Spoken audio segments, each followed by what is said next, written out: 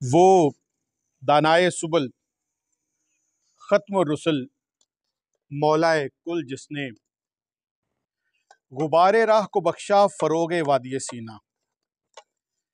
निगाहे इश्क व मस्ती में वही अव्वल वही आखिर,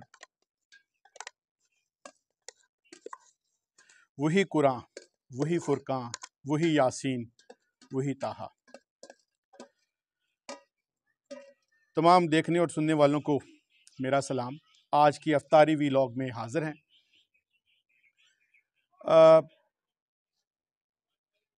कुछ दोस्तों को मैंने आज अफ्तारी पे इनवाइट किया है। हर साल की तरह कोशिश यही होती है कि दस्तरखान के ऊपर जो है वो दोस्तों को शेयर किया जाए और उनके साथ एक बहाना ढूंढा जाए कि मिल बैठ के खाना जो है वो बांटा जाए। तो उसी सिलसिले में आज लगे हुए हैं। मैं जब एयरफोर्स में था तो वहाँ पे हमारी रूटीन ये होती थी कि जितने भी फैमिली वाले वहाँ पे गवर्नमेंट रेजिडेंस पे रहते होते थे,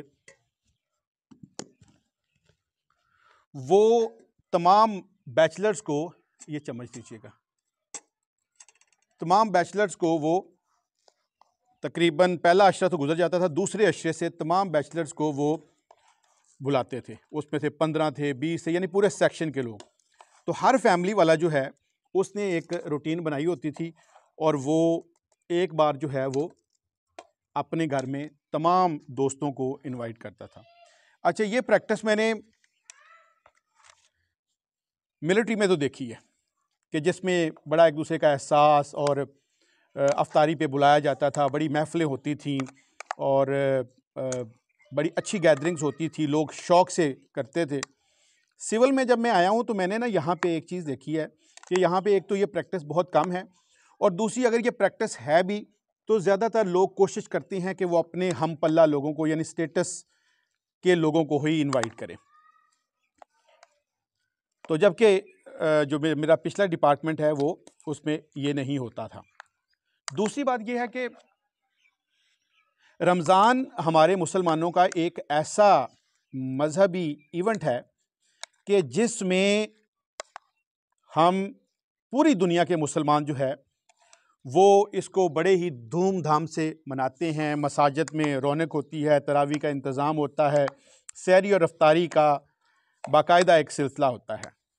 मुझे याद है, क्योंकि हम लोग गांव के रहने वाले हैं, तो गांव में लोग जो है सारे काम छोड़ के इसकी तरफ बड़ा फोकस करते थे और मस्जिद में जाके लोग जो है वो अफ्तारी करते होते थे। इसके साथ साथ ये होता था कि सुबह के वक्त बड़ी रौनकें होती थी। एक तो मौलवी साहब जो है वो ऐलान करके जगाते होते थे लोगों को कि भाई सहरी का टाइम हो गया है और उठ जाएं, और नातें पढ़ी जाती थी, दरूद पढ़े जाते थे स्पीकर के ऊपर। और मैंने देखा है कि जब हम लोग होते थे गांव में और हमारे जो हमअसर होते थे उनका आपस में एक मुकाबला होता था। वो लोग मतलब मैं सलात पढ़ूंगा या मैं नात पढ़ूंगा, वो एक कंपटीशन होता था, बड़ा मज़ा आता था। और फिर एक ढोल वाला होता था, वो पूरे गांव में चक्कर लगाता था, ढोल बजाता हुआ जाता था और रोज़ेदारों को वो उठाता था। साथ में वो कहता होता था कि रोज़ेदारों, अल्लाह नबी के प्यारो, सहरी का वक्त हो गया है, उठो और रोज़ा रखो। तो बड़ी वो मज़े की वो रौनकें होती थी। और ये एक ऐसा इवेंट है, मैं समझता हूँ रमज़ान का, कि पूरी दुनिया के मुसलमान जो है इसको सेलिब्रेट करते हैं। लेकिन एक चीज़ जो मैंने फ़ील की है वो ये है कि फ़ी ज़माना जो है हमारी कदरें जो हैं वो कम होती जा रही हैं। मुझे याद है कि पहले देहातों में लोग घरों में चीज़ें बनाते थे तो वो एक दूसरे के साथ शेयर करते थे। मतलब हमारे घर में अगर चावल बने हैं तो वो 2-3 घरों में जाके दिए जाते थे और वो खाली बर्तन वापस नहीं लौटाते थे। वो क्या करते थे, उनके घर में कोई चीज़ बनी होती थी या कुछ सालन बना होता था, वो उसमें डाल के खाली बर्तन वापस नहीं देते थे, कुछ ना कुछ चीज़ डाल के देते थे। इसी तरह जब ईद आती थी तो ईद के मुझे याद है कि सुबह सुबह के वक्त हमारी जो है ना दौड़ें लगी होती थी, चीज़ें मुख्तलिफ़ किस्म की बनाई जाती थी और सारे हमसायों में, महल्ले में बांटी जाती थी और बदले में इसी तरह बर्तन जो है वो वापस भरे हुए आते थे। तो एक शेयरिंग, एक समाजी जो कनेक्शन है वो बड़ा स्ट्रॉन्ग होता था। लेकिन हम देख रहे हैं कि जो ही मादियत परस्ती की ये जो दौड़ लगी हुई है आज, इसमें ये चीज़ें जो हैं वो हमें देखने के लिए नहीं मिलती। दूसरी वजह ये है कि पूरी दुनिया के जितने भी इस्लामी ममालिक हैं, शायद पाकिस्तान के अलावा, जो ही रमज़ान आता है वो लोग जो प्राइसेस हैं वो कंट्रोल कर देते हैं। उससे क्या होता है कि हर जो खास व आम है वो अपनी सहरी और अफ्तारी का इंतज़ाम बड़े बेहतरीन तरीके से करता है उसका, और इसमें जो सफ़ेद पोश लोग हैं उनका भी भरम रह जाता है।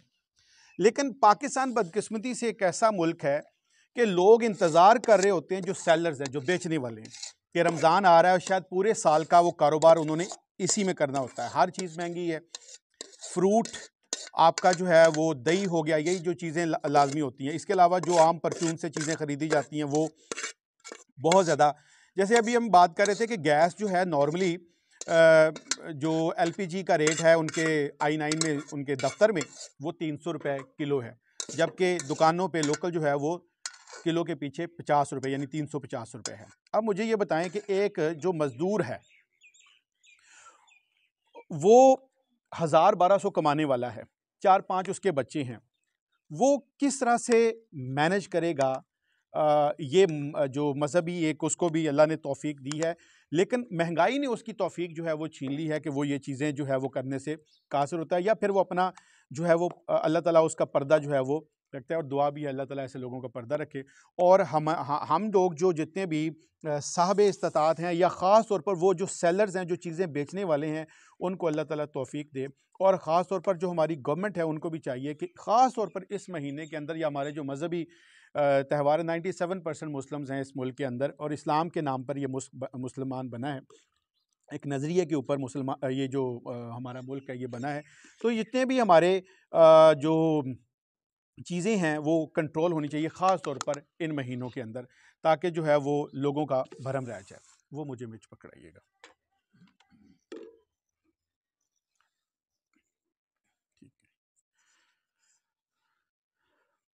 अच्छा, अगली बात ये है कि इसके अंदर दही डाल लें थोड़ा सा, बस ये तैयार हो गई है। मैं साथ साथ हम अपना काम भी करते जा रहे हैं, इसको साइड पे रखते जाए। नेक साहब, मैं अकेला बंदा हूँ, तो मुझे जो है वो नेक साहब जो है वो आज सपोर्ट के लिए साथ मिले हैं, तो उससे काम जो है वो बड़ा आसान हो जाता है।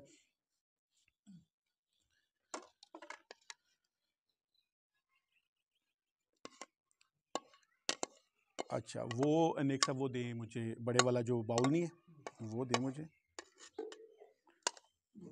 हाँ जी, ये दें।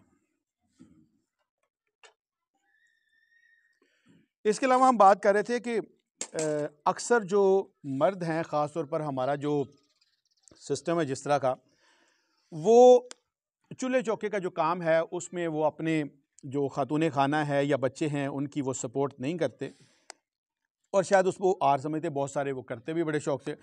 तो मेरा कहने का मतलब ये है कि अगर हम घर में अपनी खातून खाना या जो घर के जो अफराद हैं, जो ख़वातीन ख़ास तौर पर जो सहरी अफ्तारी का काम करें, अगर उठ के हम भी थोड़ा सा उनके साथ हाथ बटाएं, तो आप यकीन करें कि इससे एक तो आपका जो सोशल कनेक्शन है वो बहुत अच्छा होता है।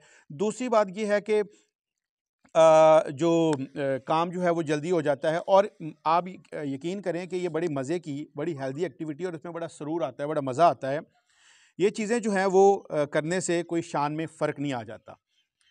हमें कोशिश करनी चाहिए कि अपने दस्तरखान में लोगों को, अपने भाइयों को, अपने दोस्तों को शामिल करें, क्योंकि आज जो नफ्सा नफसी का दौर है इसमें हमने अपनी दीवारें ऊंची कर ली हैं, और इन ऊंची दीवारों के अंदर हम ये भूल गए हैं कि हमारे आसपास क्या हो रहा है। हम सिर्फ अपनी ज़ात के बारे में सोच रहे हैं कि हमारा जो है वो मकसद पूरा होना चाहिए, यानी हम इनफरादियत की तरफ आ गए। इसीलिए मैं अक्सर कहता हूँ कि हमें जो है वो इज्तमाइयत का जो पलड़ा है, इज्तमाइयत का जो दामन है वो पकड़ना चाहिए, क्योंकि इज्तमाइयत में बरकत है, इज्तमाइयत में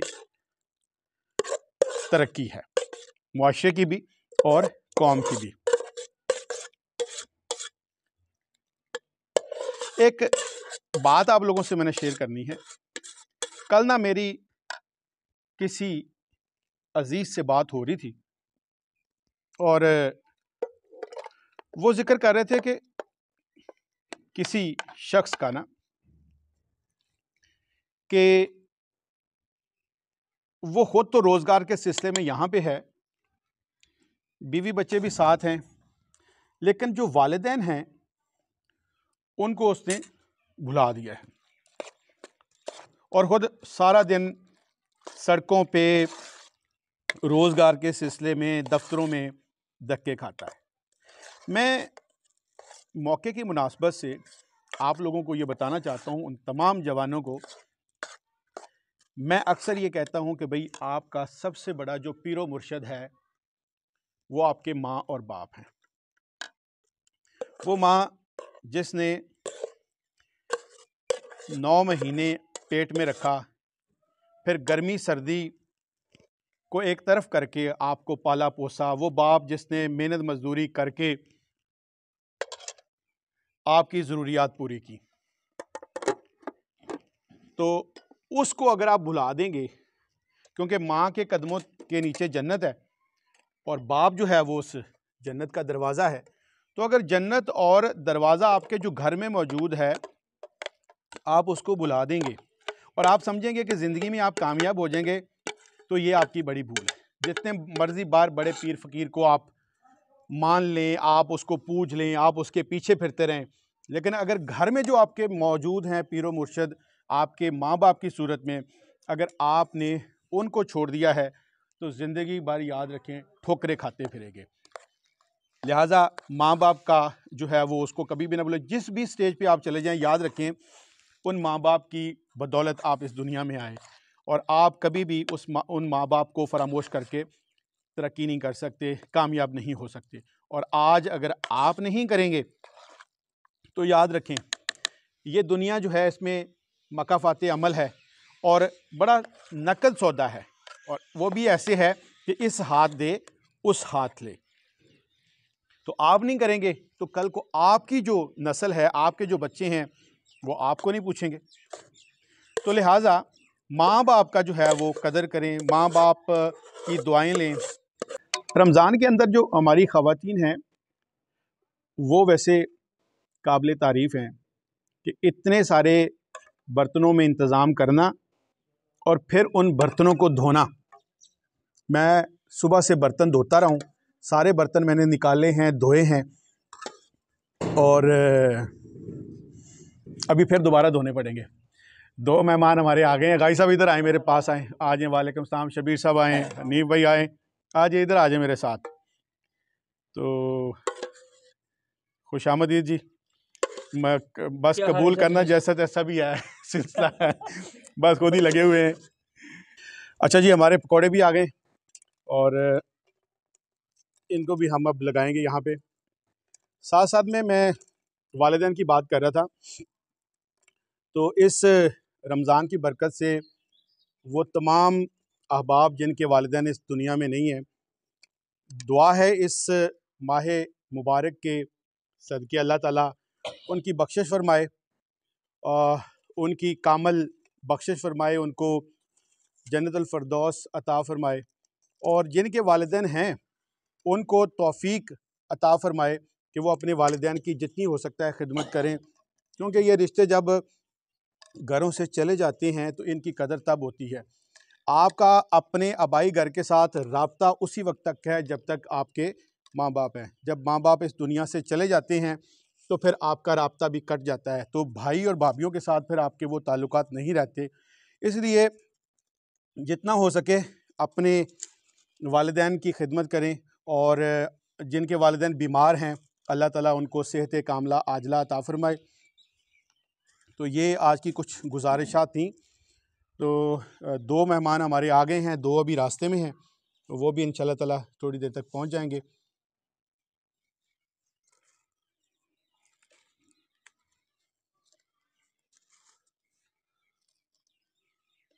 मैं कल अपने दोस्तों से बात कर रहा था कि गांव में आज भी हमारी जो वैल्यूज़ हैं, जो नॉर्म्स हैं, एक दूसरे के साथ प्यार मोहब्बत है, वो किसी ना किसी हद तक मौजूद है। लेकिन मीडिया की वजह से और इसके अलावा घरों में बड़ों की कमांड ना होने की वजह से, गाजी साहब ये उधर रखवाइएगा, ना होने की वजह से ये रिश्ते जो है वो कमज़ोर होते चले जा रहे हैं।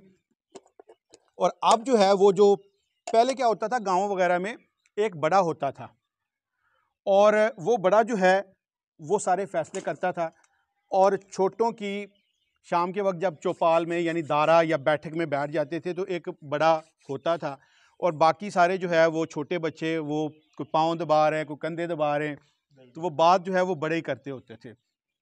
तो उस वक्त तक, जब तक वो जॉइंट फैमिली सिस्टम रहा है, मुश्तरका रवायात हमारी रही हैं, तो हमारा जो कल्चर है, हमारी जो सकाफ़त है वो बहुत रिच रही है। आ गया जी पानी, पानी लेते हैं। बेटा इधर दो मुझे। एक ये जग पड़ा हुआ है, एक कांच वाला ना मेरे टेबल पे, एक ये भरवा लो। नेक साहब ये सेंटर में रख लें। हाँ, ग्लास तो काफ़ी है मेरे ख्याल में। चलो वजांदे रवांगे आपस में। ठीक हो। एक वो ना जग पड़ा हुआ है कांच वाला ना इधर टेबल मेरे पे, वो भी भरवा लें। बहरहाल ओवरऑल जो हमारी मुल्क के हालात हैं उस पर भी दुआ करने की ज़रूरत है, और हमारे अपने अमाल को भी सीधा करने की ज़रूरत है। वो कहती है ना कि खुदा ने आज तक उस कौम की हालत नहीं बदली, ना हो जिसको ख्याल आप अपनी हालत के बदलने का। तो हमें भी अपनी गिरबानों में झांकने की ज़रूरत है। जो हमारा किरदार है, जो हमारा हिस्सा है, वो हमें डालने की अशद ज़रूरत है, क्योंकि दिए से दिया मिलता है तो रोशनी बनती है, अलाव बनता है, और इसी तरह कतरा कतरा करके कुलज़म बनता है। तो हमें अपना हिस्सा डालना चाहिए। हम हर चीज़ जो है हुक्मरानों पे नहीं डाल सकते कि हुक्मरान ऐसे हैं। याद रखें, जैसी अवाम, वो कहते हैं ना जैसा मुँह वैसी चपेड़, तो जैसी अवाम है वैसे ही हुक्मरान नाफिज होते हैं। तो कुरान का फैसला है। ये बेसिकली एक मकसद दिखावा नहीं, एक मकसद ये था कि उस समाजी कनेक्शन को जो किसी दौर में हमारा बड़ा आपस में होता था, लोग रूखी सूखी खा के शेयर करते थे एक दूसरे के साथ, गमियाँ होती थी, खुशियाँ होती थी। तो इस तरह से ये मैंने हस्बे तौफीक, क्योंकि मैं थोड़ा छड़ा भी हूँ थोड़ा सा, तो अकेला हूँ, तो वो जितनी मैंने अरेंजमेंट की, साथ में नेक साहब को क्रेडिट जाता है कि इसने काफ़ी हाथ बटाया, बच्चों ने कुछ सामान दुकानों शुकानों से लेके आए। तो दुआ कीजिएगा अल्लाह कबूल फरमाए।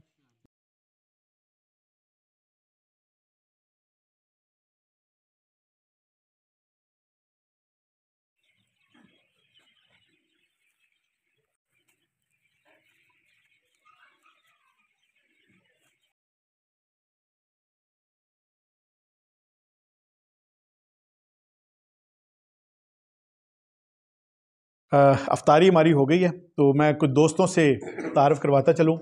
कुछ दोस्त तो मैंने पहले अर्ज़ किया कि नहीं आए, उनके घरों में कोई प्रोग्राम वगैरह थे, या दूर सफ़र की वजह से वो नहीं आ सके। इनमें से मैं इनका शुक्रिया अदा करना चाहूँगा। गाज़ी साहब हैं, और गाज़ी साहब के साहबज़ादे हैं मंसूर, ये मेरा स्टूडेंट भी है, और जिसके हाथ में कैमरा है हनीफ़, ये भी मेरा स्टूडेंट है। और नेक साहब हैं, ये तो पुराने हमारे ताल्लुक़ वास्ता है, कलीग हैं, अब हम हमसाए भी हैं, और सुबह दोपहर शाम हमारा उठना बैठना है। गाज़ी साहब के भाई हैं शब्बीर साहब, आपका भी बहुत शुक्रिया। ये पहले गवर्नमेंट के एक डिपार्टमेंट में जॉब करते हैं। कराची में थे पहले, तो मैं कराची में पिछले साल 2022 में गया था, मेरे ख्याल में 2022 में मैं कराची गया था, तो इन्होंने मेरी बड़ी मेज़बानी की है, गाड़ी लेकर आए, घुमाया फिराया, और मुझे बड़ी खुशी हुई। तो सिर्फ़ और सिर्फ गाज़ी साहब की वजह से इनके साथ इंटरेक्शन एक्चुअली गाज़ी साहब की वजह से शुरू। असद निस्वाना साहब हैं, ये EST हैं, आपका भी बहुत शुक्रिया। ये मेरे सरगोदा से इनका ताल्लुक़ है। सरगोदा चूँकि मेरा हेडक्वार्टर है, यानी ससुराल है मेरा, तो इसलिए मुझे अज़ीज़ इसलिए भी हैं कि ये सरगोदा से हैं, और अभी EST आए हैं कुछ अर्सा पहले ही सिस्टम में। और आखिरी जो हमारी शख्सियत है, ये जनाब खुदायार चुचकाना साहब फ्राम जंग। और मैं जब 2017 में इस डिपार्टमेंट में आया था, तो सबसे पहले जो मेरा इंटरेक्शन, गाज़ी साहब और चुचकाना साहब, ये दोनों मेरे पिछले पहले स्कूल के कलीग्स भी हैं, लेकिन इनकी थोड़ी सी अलग जो यूनिकनेस है वो ये है कि सबसे पहला इंटरेक्शन मेरा इनके साथ हुआ, वो भी इस वजह से कि ये झांग से हैं, मेरा जो आबाई इलाका है वो गोजरा टोबा टेक्सिंग है, तो मट्टी एक है, इलाका एक है, हमसाए थे। और फिर जो मैंने घर ढूंढना था रिहाइश के लिए या कहीं आना जाना था, तो इसने मुझे बड़ा सपोर्ट किया। तो बड़ा अच्छा हमारा याराना रहा 2 साल। उसके बाद फिर हम अलग हो गए। और लेकिन ये है कि हमारा जो आपस में ताल्लुक़ था, जो उठना बैठना, गपशप, गमी खुशी, वो हमारी उसी तरह जारी व सारी है। तो आपका बहुत शुक्रिया जी, आप टाइम निकाल कर आए। इसके अलावा कोई 2-4 और बच्चे भी चूंगड़े थे, वो चले गए यहाँ से, तो वो थे, ये आज के हमारे मेहमान थे। तो मुझे बड़ी अब लिटरली बड़ी खुशी हुई है कि मैं वैसे भी, मेरा थोड़ा सोशल सर्कल बड़ा है, मैं कोशिश करता हूँ कि दोस्तों यारों के बीच में बैठे जाए, क्योंकि जो वक्त है ना, वो पता नहीं है कि किसके पास कितना वक्त है।